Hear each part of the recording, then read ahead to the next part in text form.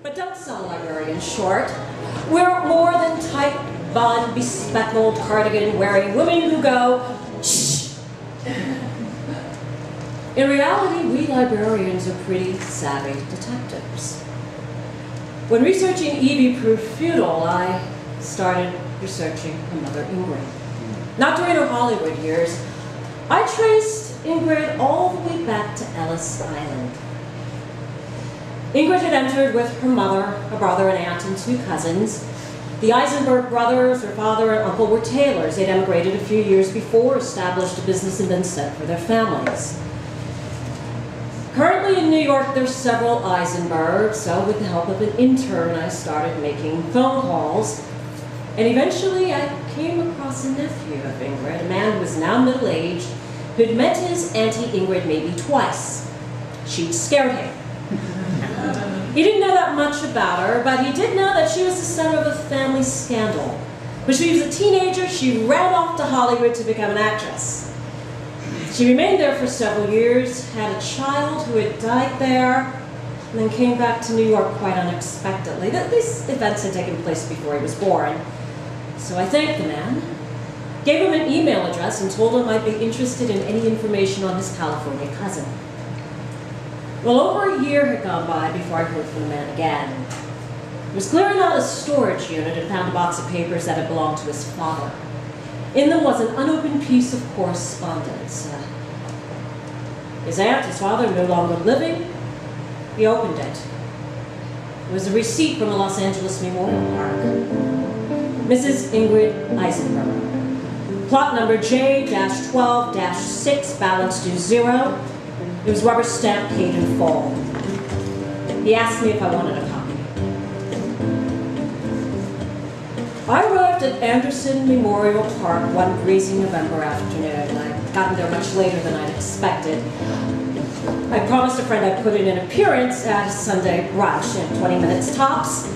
Well, 2 hours and a couple of glasses of Chardonnay later, I found myself on my way. Once I was in my car, I realized that coffee would probably be a really good idea. So I started looking for a Starbucks, and to save my life, I couldn't find one.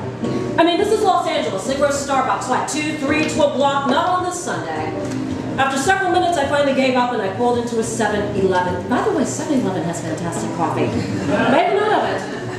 So with my caffeine in hand, I started looking for the 101 freeway, found it, and headed south.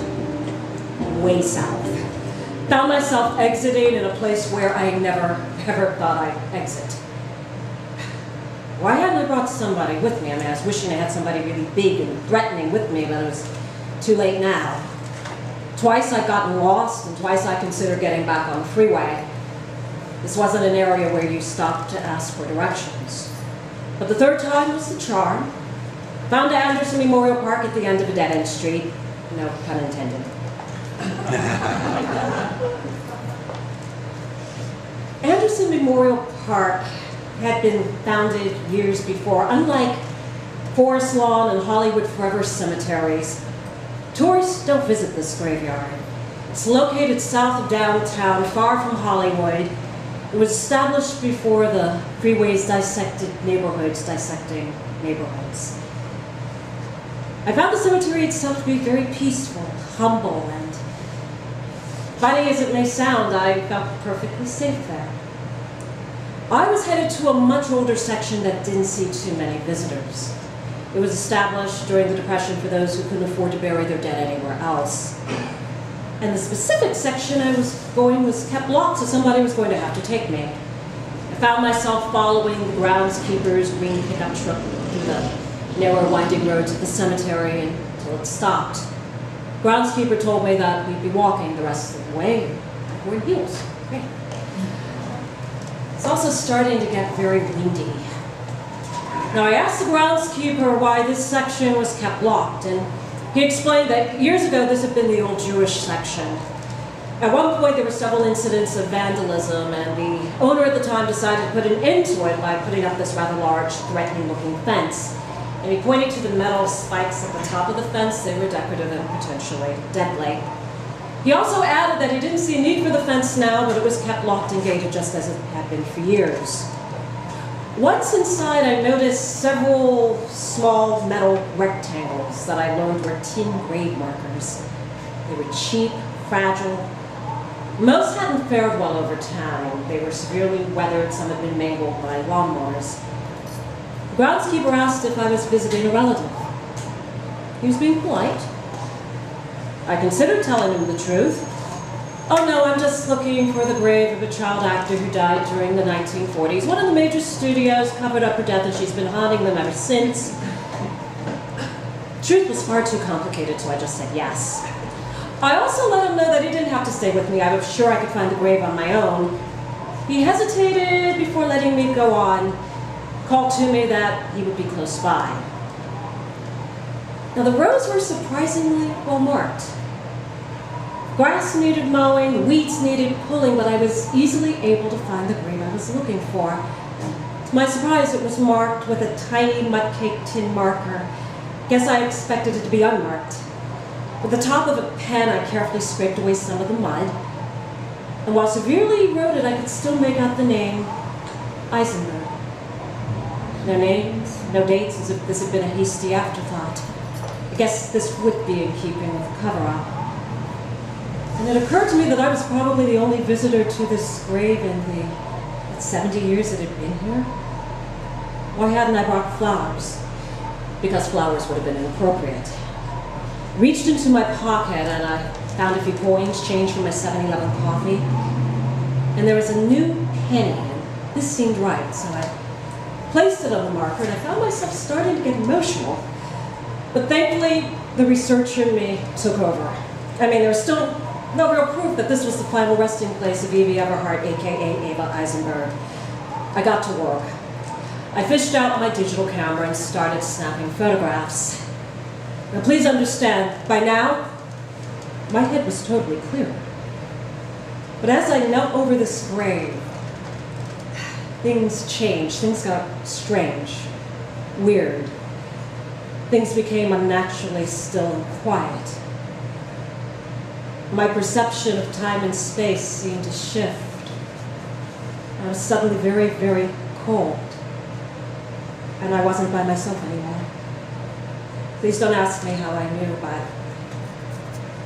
Evie Everheart was right behind me. To see her, all I had to do was turn around. But was I really ready to take my research to the next level? Finally, I heard a voice that I realized was my own. Evie?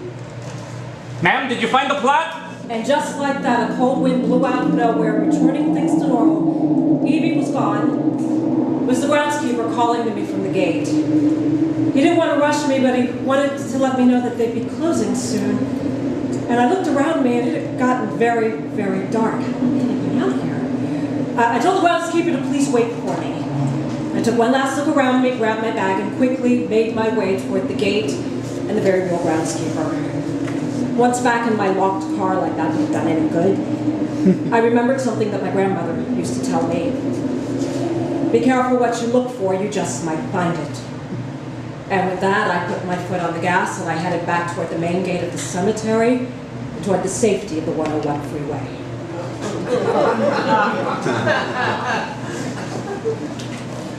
Now, it was quite some time before I was able to talk about what had happened to me at the cemetery that night. The first person I told suggested that I contact Shrink. Well, what good would that have done? I mean, I was of sound mind. Had I become too close to the Evie Everheart legend? Possibly. Was my encounter residual effects of one too many glasses of Chardonnay? No. I know who I encountered that night. And while there's no real proof, I know that Evie Everhart's still here. It's my professional opinion that she's happy and she's not going anywhere. Just because you can't cast a shadow doesn't mean that you don't want to be in the spotlight. Hollywood's a magical place. Where else can a carpenter become a king, or a waitress, a goddess? Where else on this planet can a drainage ditch become a river?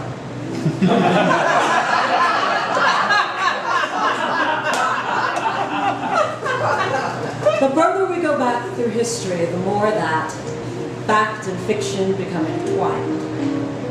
This is especially true here in Hollywood, a small town with a short, colorful history.